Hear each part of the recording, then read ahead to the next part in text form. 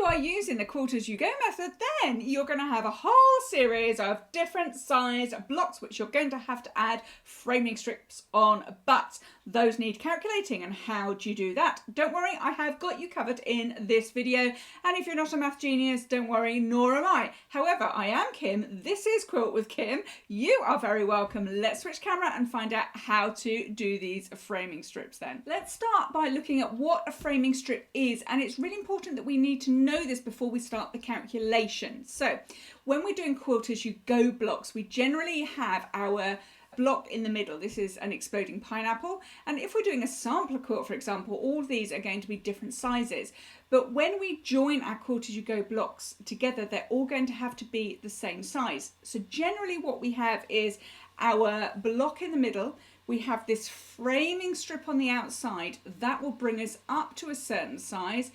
Then we add our borders on, and our borders are always going to be the same size, so we have this uniform look across our quilt. So the importance of these framing strips, or the job of these framing strips, is to bring this internal block, your block, up to the size of the borders, so when the borders go on, your finished block is exactly the same size as all the others. Then you'd add your sashing and join them all together to make your quilt. Okay, so having got that, we now need to calculate these. So let's go and find out how to do that. The first thing I need you to do is check out the description below here, because I've got a download for you that you can pop over to my website and print this out, and I will be working through this so we can work through it together and do the maths. Don't worry, you do not have to be good at maths for this. This is step by step. So the first thing, having got this, that it says here is, what is your required finished block size?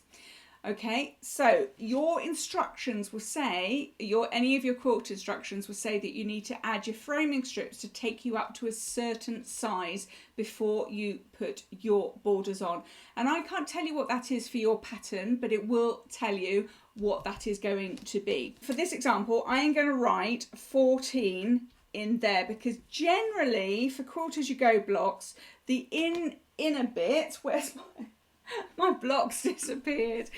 The inside bit here to the edge of our framing strip, it will be 14 inches before we put the borders on. So that's the figure that you're going to look for. And if you want a bit of a clue, if you look for your border strips to see what the size of the smallest of those, so it will tell you the length, and that tends to be the length of what your finished inside framed block is. All right, but your pattern should tell you, but it's this bit here that we're looking for, not the entire block. So in this instance, this is 14. This ends up as a 17-inch finished block with the borders. I know everything is called blocks and it gets very confusing. I know, I'm with you on that. Okay, so the first thing is, we have put our required finished block size. So we know in this example, I am going for 14 inches. And then the next thing that we need to do, as per instructions, is measure our block. So we need to measure the completed patchwork block across the middles. So if I get one that I've prepared earlier, and if you've been watching me for a little while, you know that this exploding pineapple block is one that I did very recently. So with our blocks in their raw state like this, you may have squared it up beforehand. There's a whole other video on squaring up blocks, but let's assume you've done that. This is a nice square, but we need to measure this. I haven't squared this up, by the way. This is raw as it is. So this is 10.5 inches from the right hand side here to the left hand side here. We always measure across the middles of our block. We never measure each side, because they can vary and can go a bit wibbly wobbly. Can you see at the top here, if I bring this down, if you can see at the top here where we've got this triangle, it's just a little bit wibbly wobbly at the top, but by measuring across the middles we will end up with a nice true square when we finish. So this is 10.5 inches that way, and if I turn my block around and measure again, and hopefully it is 10.5 inches across that way as well, which it is.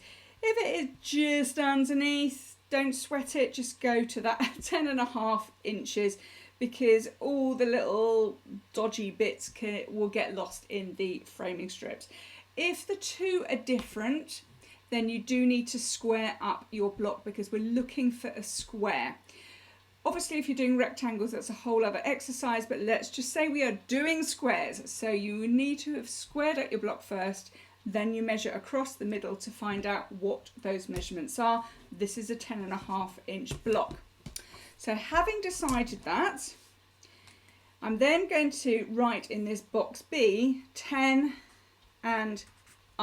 because that's what I have just measured it as. Okay, so that's our box A and our box B. Now, step 2 is I'd like you to download an app on your phone or your iPad, and it's this one here. It's called a Fraction Calculator Plus. The plus has kind of disappeared on my little screenshot here. And if you haven't come across this, it's brilliant. It is free, but you will have some ads. So just kill off the ads and go back to the calculator.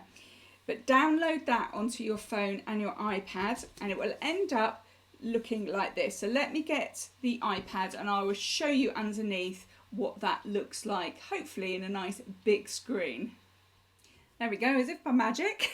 We've got the iPad with the app on our iPad. So you can get it for your phone or your iPad. It is a mobile app.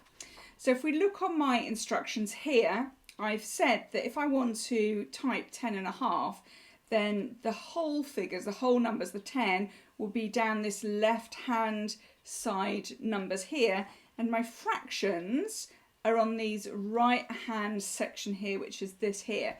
So a half, we've got a 1 above, and there's the line in the middle, a 2 there. So if I wanted to type 10.5, I would put my 10 over on the left, and then I would put my half, so the 1 is at the top of the fraction, and then the 2 is underneath the line on the fraction.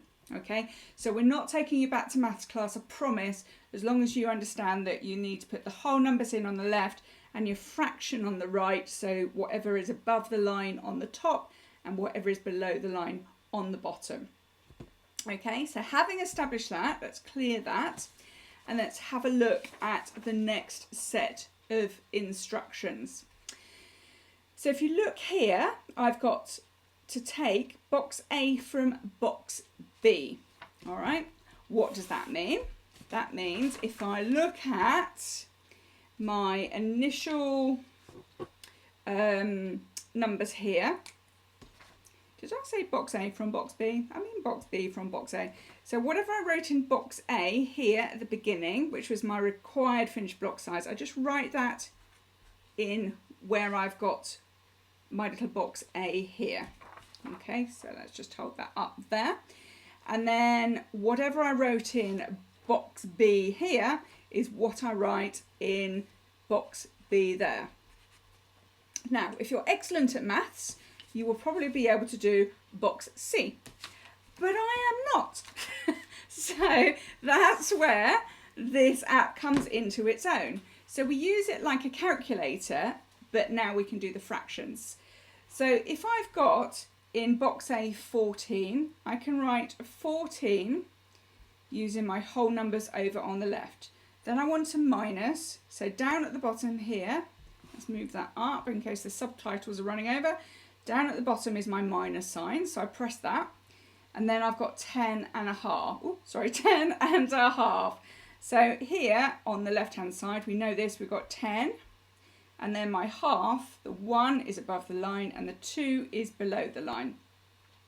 So 14 minus 10.5. And if I press my equals down at the bottom, I will get 3.5. Isn't that clever?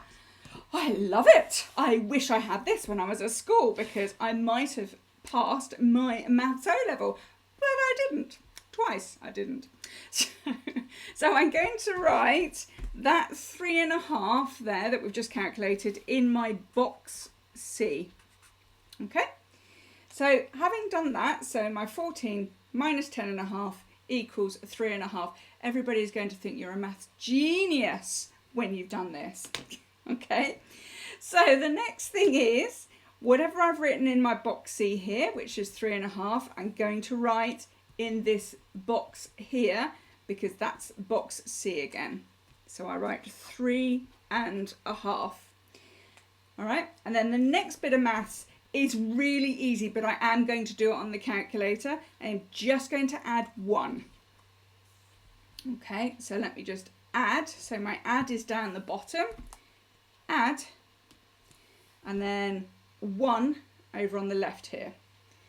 And I know you're ahead of the game. If I press equal, it's 4.5. Yay!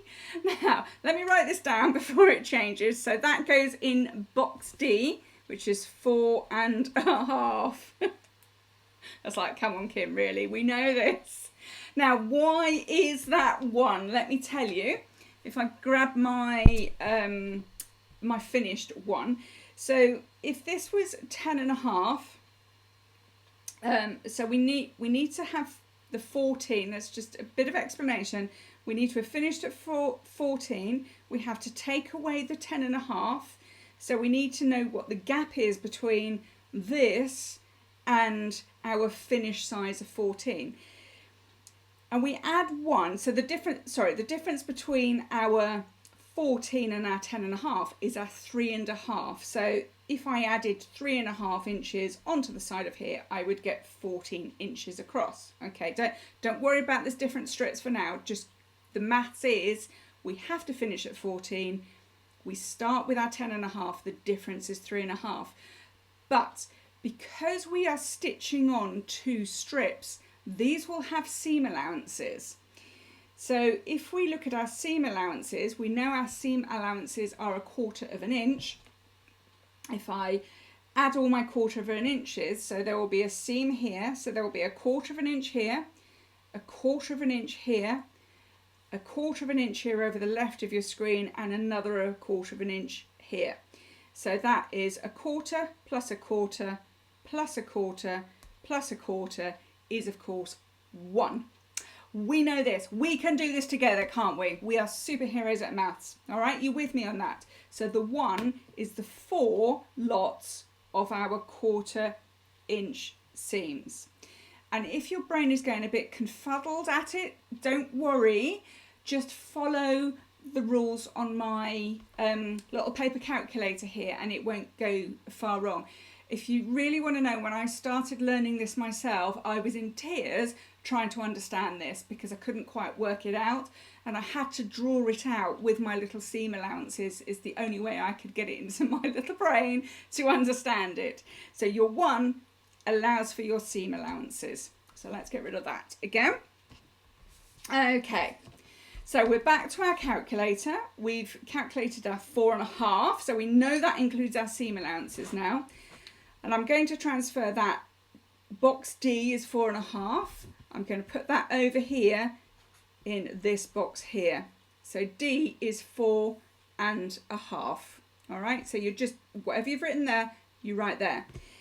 All right, so that 4.5 gets our inside block,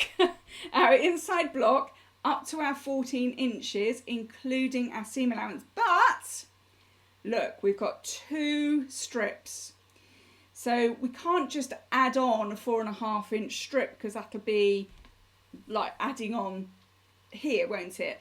What we need to do is divide it in half so that we've got a strip either side. So therefore we have to get our 4.5 and we divide it by 2. Now I can't do that maths, especially some of the more complicated. So we bring our little calculator back and we press the divide button down the bottom. And then we find our 2. So remember, we need a whole number on the left hand side. So we divide by 2. We press our equals down at the bottom. And there it says 2.25. And we think, marvellous! Our maths teacher would be so impressed. And we write 2.5 in box E. Sorry, that was 2.25. I beg your pardon.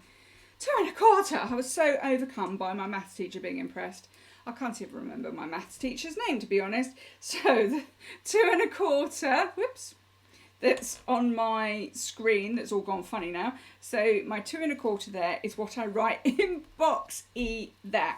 Okay, so that's our calculation done. And then all we need to do now is calculate what we have to cut. So let's go on to that bit. So our 2 1/4 are our strip widths. Then if we look down here, we need to we have a length and we need to have a width. Okay, so I'm going to go on to another section so you can just go, oh, take a breath. And then let's look at the length and the width. Okay, did you take a deep breath? Because I know I did. I cannot believe I am teaching maths. Everybody from school would laugh outrageously if they knew I was right here teaching maths to you. But we're okay together, aren't we? We can do this. So what we need to do now is calculate the strips that we have to cut, because we want 2 strips. We need a top and a bottom strip, and we need our side strips.